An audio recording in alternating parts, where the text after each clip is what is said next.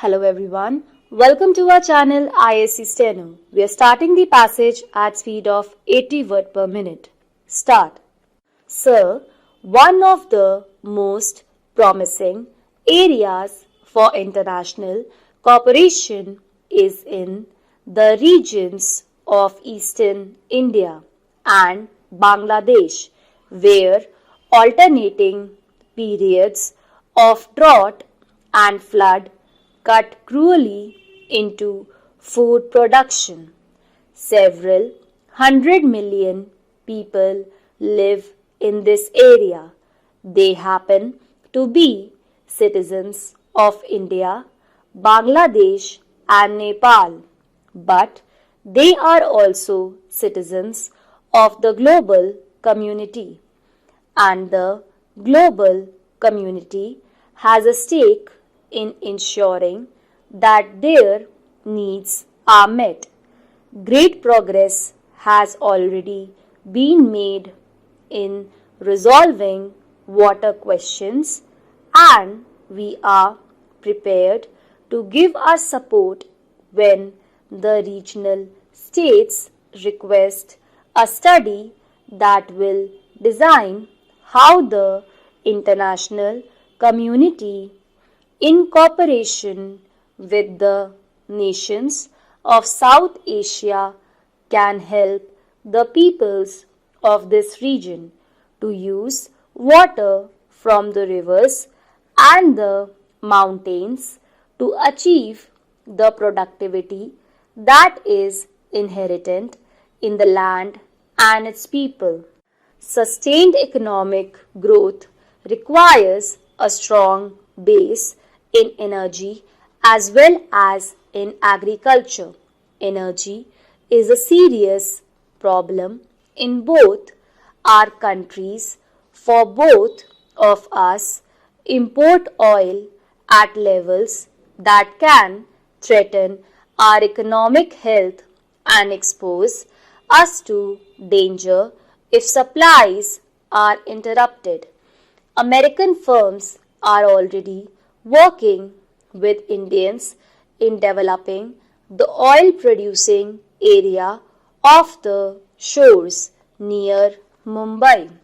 We also have a long record of cooperation in the development of nuclear power, another important element of India's energy plans. I hope that our work together will continue in this field as well. Additionally, we stand ready to work with you in developing renewable energy resources, especially solar energy. Active cooperation in this area could be of enormous help to both our countries. There is no shortage of sunlight in India, and the lack of a massive existing infrastructure tied to fossil fuel use will make the application of solar and solar related energy vastly rise here than it will be in my country. Moreover, the inherently decentralized nature of solar energy makes it ideal as a complement to your government's stress on development self-reliant villages and communities with adequate energy and engineering applied to the use of existing land resources. Potential gains in agricultural productivity will also greatly enhanced. The silent void of space may seem remote from these challenges, but the intricate electronics of a space satellite can be as useful to earthbound farmers as a new plow. The Indian and American governments will tomorrow exchange diplomatic notes confirming their programs. We share many common problems.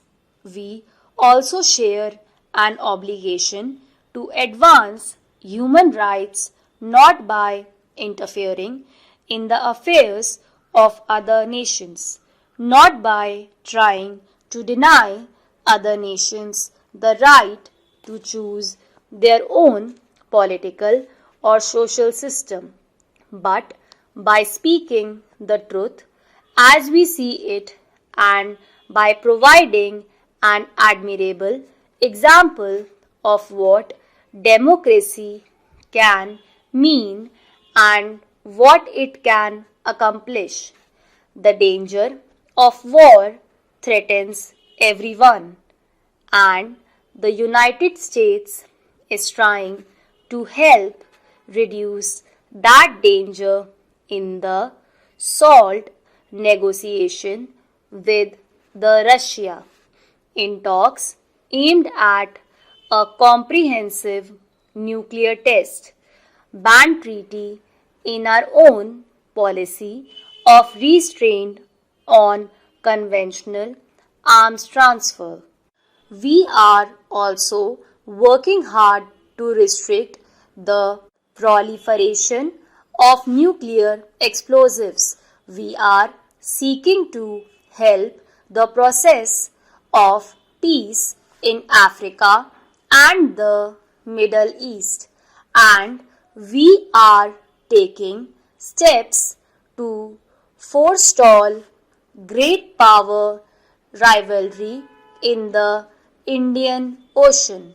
India is pledged to peaceful cooperation with your neighbors, and India is an important part of almost any United Nations peacekeeping force, is a present and frequent member of the Security Council, and has been in the forefront of campaigns against colonialism.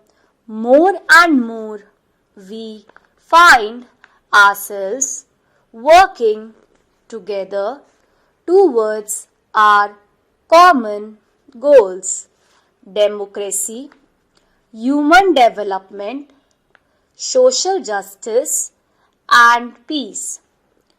I believe that such is the commonality of our fundamental values that your motto could be ours, and perhaps ours could be yours.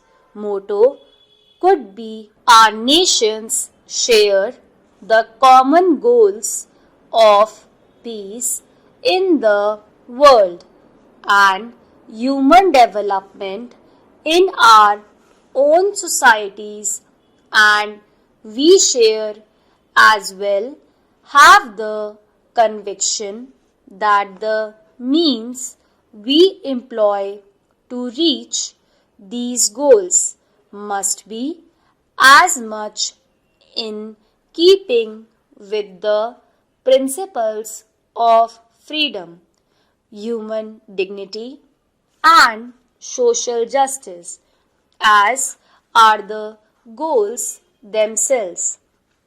This idea of belief is as strong a tie as there can be between two nations. The values that Indians and Americans share have deeply affected my own life. I come to you as a national leader in the hope that my visit will mark a new and higher stage in the steadily improving relation between our two countries. But in a more personal sense, I come as a pilgrim. This morning I had the honor of laying a wreath on the memorial to Mahatma Gandhi. In that sacred place, I recalled new ways in which Gandhi's teachings have touched the lives of people in my country. There may be some differences between yours and ours. We are moving along the path of democracy toward a common goal of human development. I know, speak for all American when I say that I am grateful that we travel that road together. Stop.